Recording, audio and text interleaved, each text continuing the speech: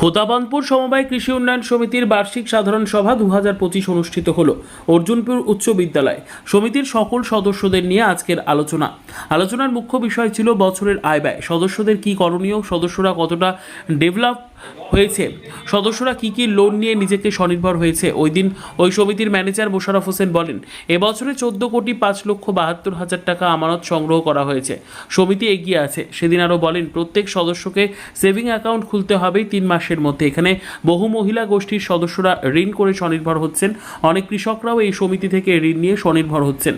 এই সময় উপস্থিত ছিলেন মোহাম্মদ ওয়াসেফ হোসেন সম্পাদক, মোহাম্মদ আনোয়ার হোসেন সভাপতি, মোহাম্মদ কামরুজ্জামান সহসভাপতি, ম্যানেজার মোশাররফ হোসেন সহ আরও অনেকেই। আজকে সমবায় সমিতির খোদাবন্দপুর সমবায় কৃষি উন্নয়ন সমিতির ৭৮তম বার্ষিক সাধারণ সভা। প্রতি বছরই এই সাধারণ সভা সমস্ত সদস্যদের নিয়ে করা হয়, সেটাই ছিল। মূলত কি আলোচনা হয় এই বার্ষিক সভায়? বার্ষিক সভায় মূলত সমিতির যে অবস্থা, তারপরে এই সমবায় সমিতিতে কি কাজ করা হয়, সেই কাজ করে সমবায় সমিতির সদস্যরা কিভাবে উপকৃত হন, এলাকার মানুষ কী সুযোগ সুবিধা পেতে পারেন, তাছাড়া স্বয়ংভর গোষ্ঠীর গঠন করার যে কি উপকারিতা সেটা করা হয়, ইত্যাদি ইত্যাদি আলাপ আলোচনাগুলো করা হয়। এবং সমবায় সমিতির অবস্থা, একটা কথা উঠে এলো, আপনারাও জানলেন, হ্যাঁ এটা আমাদের রাখা উচিত ছিল, যে এই সমবায় সমিতি একটা বছরে কত টাকা লাভ বা লোকসান করলো। যাক, আমাদের সৌভাগ্য যে আমাদের লোকসান হয়নি, লাভই আছে। এটা যেহেতু আমাদের যে প্রতিবেদন সেটা আমাদের দেওয়া হয়নি, আগামীবার অবশ্যই সেটা থাকবে।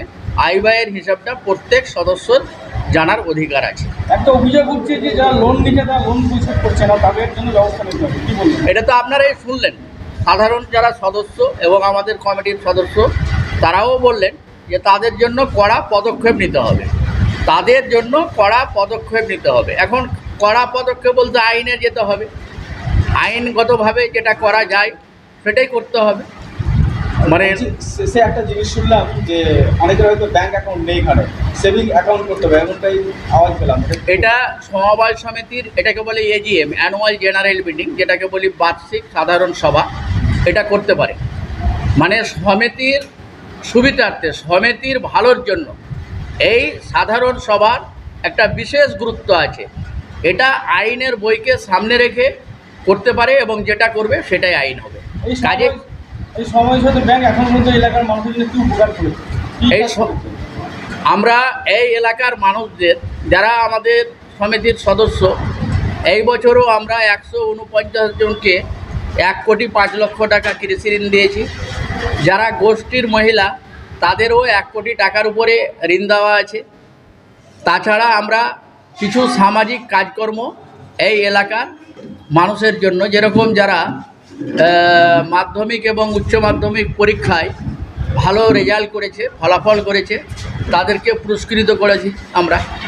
তাই হচ্ছে ব্যাপার, এইগুলোই করে থাকি আমরা। আমি মোশাররফ হোসেন, ম্যানেজার, খোদাবন্দপুর সমবায় কৃষি উন্নয়ন।